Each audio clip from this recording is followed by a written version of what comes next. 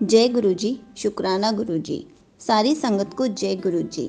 साला ही साला एती सूरत ना पाया, वह परमात्मा जिसे तो बार बार याद किया जाता है।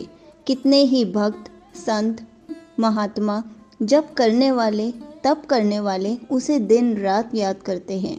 लेकिन गुरु साहिब जी इस पंक्ति में फरमाते हैं कि साला ही साला भाव स्तुति करने वाले साधकों ने भी स्तुति कर करके उस परमात्मा का अंत नहीं पाया।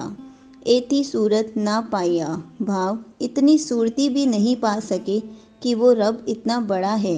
वो नहीं जान पाए कि इसका अंत कैसे जाना पाया जाए, कैसे जाने जाए कि वो कहाँ कहाँ फैला है। संगत जी, अब सवाल ये पैदा होता है, यदि कोई इंसान परमात्मा को प्यारी उसके अंत नहीं पा सकते तो क्या उसका किया गया पाठ, पूजा, जप आदि सब व्यर्थ गया? क्या ये सब करने का कोई लाभ नहीं? इसका बहुत ही सुंदर जवाब गुरु साहिब जी देते हैं कि ठीक है, अकाल पुरख के अंत हम नहीं पा सकते। कितने ग्रह हैं, कितने आकाश हैं, कितने ब्रह्मांड हैं, ठीक है, इनका लेखा भी हम नहीं कर पाए। ठीक है कि हम उसकी कुदरत का अंत नहीं ढूंढ पाए, लेकिन नदियाँ अतः वाह पवै समुंद ना जानिए। गुरु साहिब जी फरमाते हैं, जैसे नदी नाले में बह बह कर अंत में समुंदर में मिल जाती है और फिर वो खुद को भूल जाती है, वो अपने आप को समुद्र में खो देती है, उसका ही रूप बन जाती है। ऐसे ही उस्तादी करने वाले होते हैं। उस्तादी करते करते लीन कहने का भाव, जब हम उसका नाम जपते हैं, उसकी वाणी पढ़ते हैं, तो धीरे धीरे हम उसमें समाने लगते हैं। हम उसे बड़ा बड़ा कहकर, उसका गुणगान कर करके उसका ही हिस्सा हो जाते हैं, उसका ही खंड हो जाते हैं। जैसे नदी समुंदर में जाकर ख़त्म नहीं होती बल्कि समुंदर का हिस्सा बन जाती है, वैसे ही जो रब को प्रेम करता है वो भी भगवान का हिस्सा हो जाता है। जिस भगवान को बड़े बड़े भक्त हैं, बड़े बड़े संत हैं, इसी में हम भी समा जाते हैं। संगत जी, परमात्मा एक ऐसा बड़ा समुंदर है जिसका कोई और शोर नहीं, और उसमें सारा जहां समा सकता है, उसमें ही हर भक्त समा जाता है। और ऐसे विशाल समुंदर को देखते ही भक्त और संतजन कहते हैं कि परमात्मा का अंत नहीं पा जा सकता। तो संगत जी, जो ऐसा भक्त होता है, जो खुद को मिटाकर रब में समा जाता है, वो दुनिया का सबसे धनी व्यक्ति होता है। सोना चांदी वाली दौलत उसके पास है या नहीं, उससे फ़र्क नहीं पड़ता, लेकिन प्रभु गुणों वाली दौलत उसके पास ज़रूर होती है। ईश्वरीय प्रेम की महक उसके पास ज़रूर होती है। गुरु साहिब जी अगली वाली पंक्ति में फरमाते हैं कि समुंद सा सुल्तान गिरहा सेती माल धन। संगत जी, दौलत दौलत में बहुत फ़र्क होता है। हम उसे धनवान कहते हैं जिसके पास दौलत हो। गुरु साहिब जी उसे धनवान कहते हैं जिसके पास नाम हो, रब के गुण हो। हम उसे सुंदर कहते हैं जिसका चेहरा सुंदर हो। गुरु साहिब जी उसे सुंदर कहते हैं जिसके होठों पर मिठास हो और सत्य हो। हम खजाना उसे कहते हैं जिसमें सोना चांदी हो। गुरु साहिब जी परमात्मा के गुणों को, उसके नाम को, उसकी वाणी को खजाना कहते हैं जो कभी ख़त्म नहीं होता। दुनिया के खजाने उपयोग करने पर कम होते हैं, पर अकाल पुरख के खजाने को बांटने पर ये और बढ़ता चला जाता है।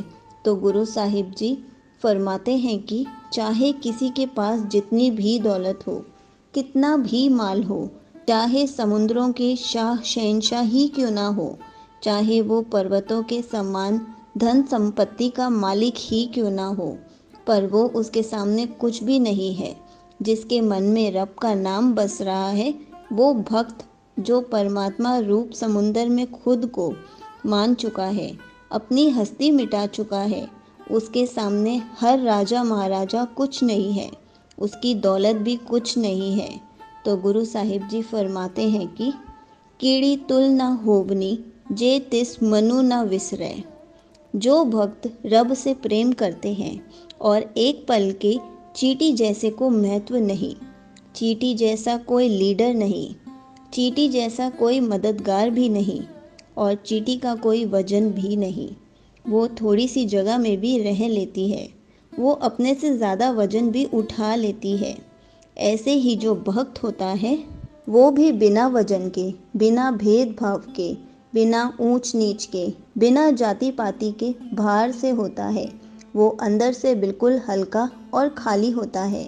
गुरु साहिब जी फरमाते हैं कि बड़े से बड़ा राजा समुद्रों के भी राजा हैं, जिसके पास पहाड़ों जितनी दौलत है लेकिन वो चींटी जितने नहीं हो सकते।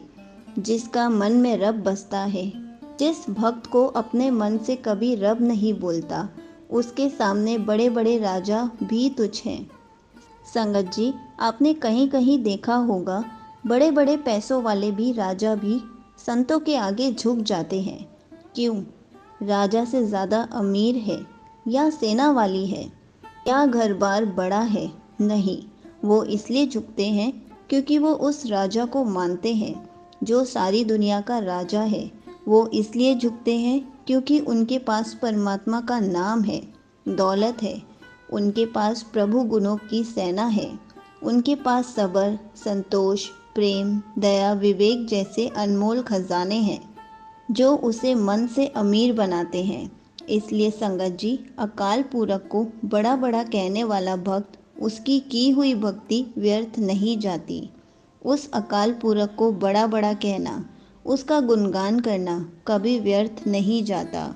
हम उसे जितना याद करते हैं, हम उतना ही उनकी तरफ बढ़ते चले जाते हैं और उसमें अभेद होना ही जीवन का लक्ष्य है। अपनी जीवन की नदी को समुद्र में भाव परमात्मा में समाकर एक हो जाना ही हमारा मनोरथ है। उसे हम एक होकर ही जान पाते हैं कि सच में हम उसे किसी शब्द में बयां नहीं कर सकते, क्योंकि वो बहुत बड़ा है, विशाल है, सर्वशक्तिमान है, कर्ता पूरक है, अकाल पुरख है। वही सब कहलाता है, वही पालनहार है। ऐसे छोटे छोटे शब्द मैं हिंदी मीनिंग के साथ वीडियो बनाकर डालूंगी। ये एक ओंकार जपजी साहिब का पार्ट 24 था। पार्ट 25 के लिए, नेक्स्ट वीडियो के लिए वेट कीजिए। जय गुरु जी, शुक्राना गुरु जी।